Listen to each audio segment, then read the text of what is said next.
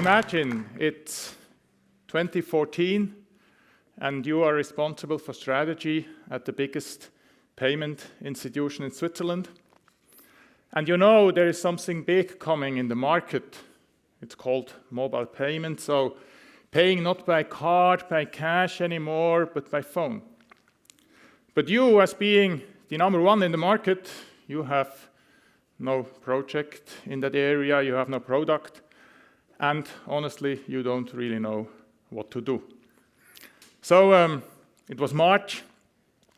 One afternoon, two colleagues and yourself get together, talk about that topic, and somehow that afternoon you came up with this crazy idea. In hindsight, we can say it was day one.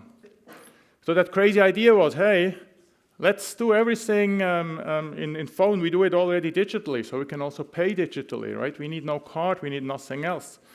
So let's create an app, and this app, you should be able to pay in shops, e-commerce, between friends, at the farmer's store, and also you should do parking. Why not, right? It should work.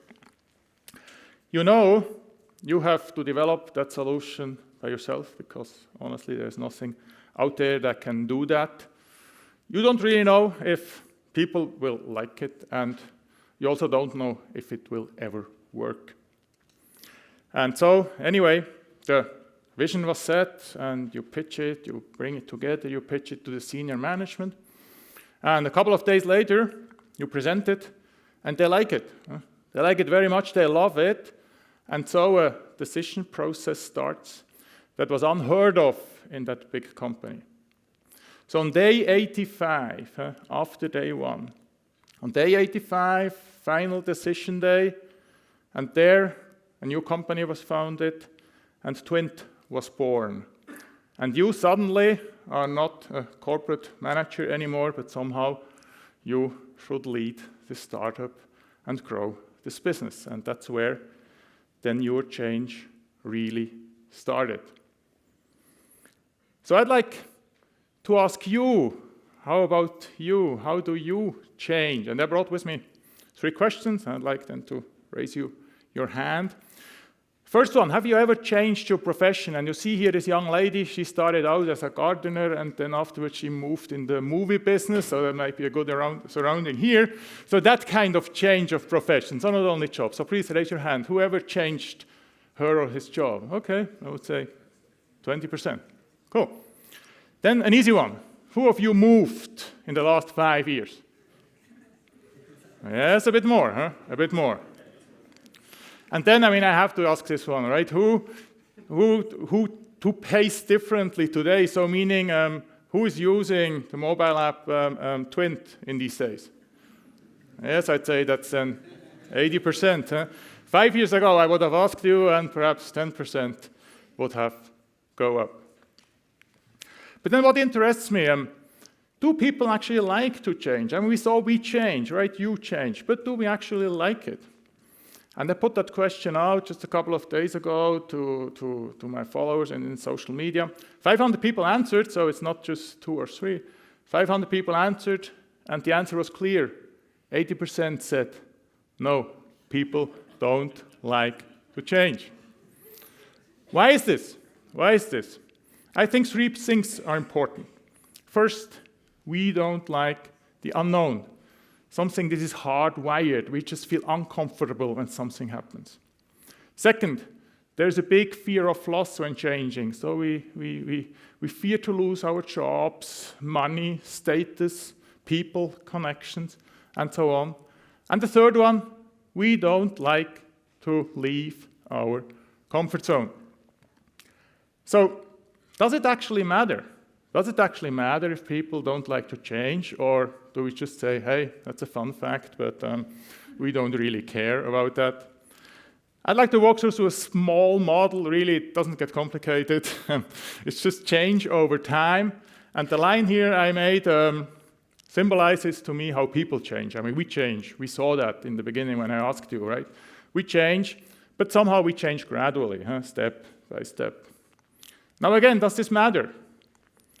It matters when you put that into relationship with how everything around you changes. So when you change and your surroundings, right?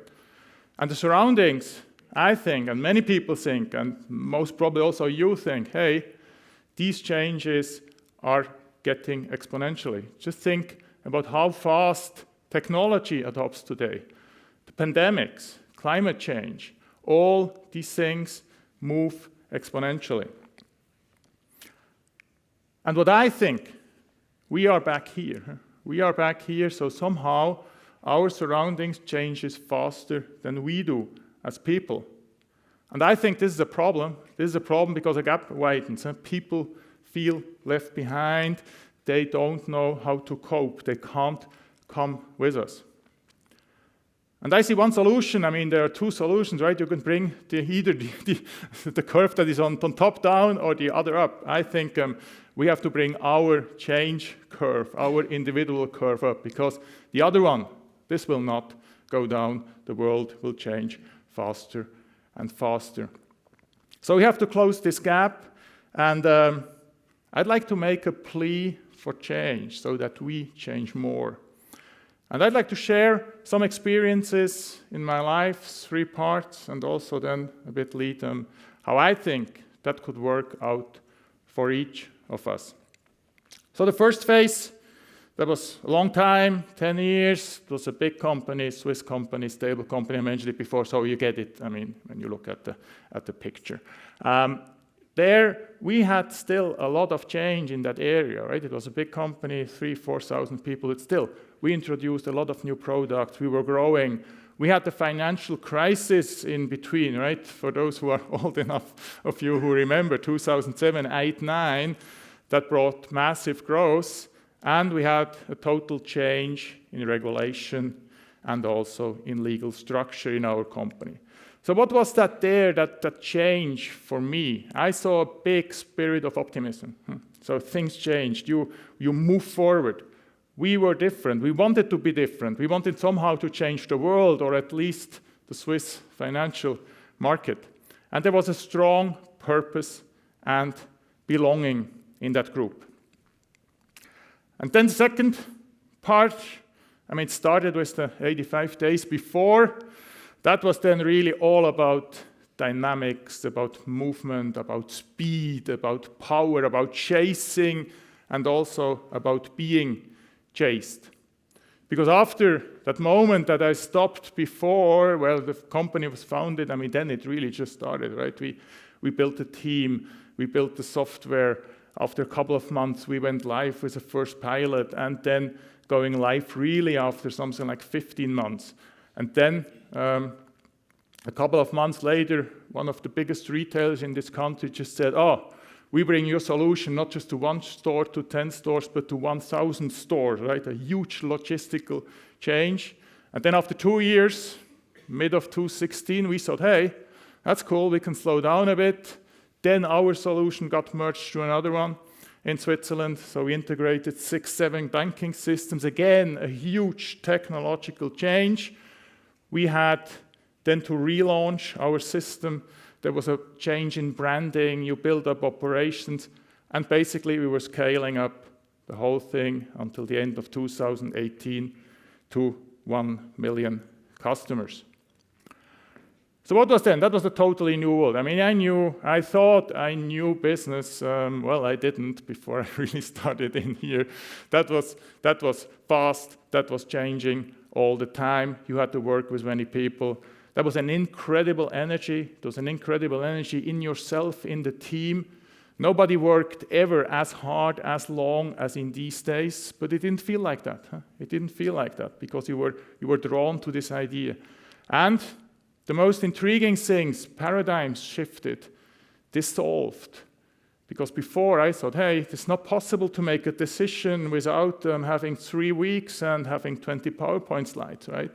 And then suddenly you see, hey, that's not necessary. 2-3 people can make a decision in 10 minutes. That's possible. And also you don't need a marketing team of 50 people. 2 or 3 people are enough that can do good things.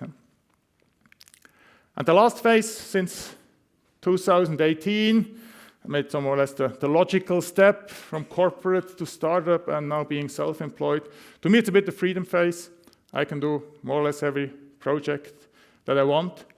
And here I see new horizons. I work in different industries. I learn always from people in medtech, in automotive, and in IT and all that stuff. It's a constant learning phase. You learn, you change, you adapt, and you use it. And change is somehow the new normal for me now. So what does this lead up to? What I'd like to try to give over? I put together some kind of recipe for change, where I think some 5 ingredients that I think worked for me, and perhaps they also work for you. 1, when changing, you shape the future. And shaping the future is an active part, so you're acting, you're not reacting, and it's very rewarding. When you change and you lead the way, you go in front, you take the flag, then people will follow. I guarantee you, they will do that. Mistakes. When changing, you make a lot of mistakes. Right? When we built up Twint, I most likely personally made 1,000 mistakes in that phase. And still, it became a success. So mistakes are necessary. Mistakes are great. They are part of changing. And it's very important that we embrace them. The 4th one, I like that one the most, speed before perfection. We in Switzerland, we are the perfect people. We never put something out. We're afraid putting out something that is not perfect. Well, the world doesn't work like that, right? Go out, go into the market. You can change, you can adapt. People are forgiving. Clients are forgiving. That's not a problem. Speed before perfection, and then it works. And the last one, and that's perhaps why change is so difficult for many of us. Do I want to change or not? That's a very personal decision. That nobody else can take that you must take this decision. And once taken, and once said, yes, I do want to change, then a lot of things can happen. So what is the essence of all this, of changing? First, I think change is inevitable. Right? We saw that young lady before here. That's her in 3 phases of her life, and change is part of her life. Change is part of our life, so we change all the time. It's inevitable. Change is choice, right? I mean, you can choose, you can say, yes, I want to change in all circumstances. There's no excuse. There's no thing to say, I can't change, why? Yes, you can. It's always your own decision. And the 3rd one, to me, change is beautiful. This is the original color of the background picture. I took that years back in Japan, halfway up Mount Fuji. And it's a change from night to day. It's around 20 minutes. It's around 20 minutes after sunrise. And to me, this is a beautiful change and the most likely change in nature when moving from night to day, from darkness to light, and this every day, right? So I like to leave you. I like to leave you with one last sentence, and I hope I could bring that feeling over. To change is fun. Thank you very much.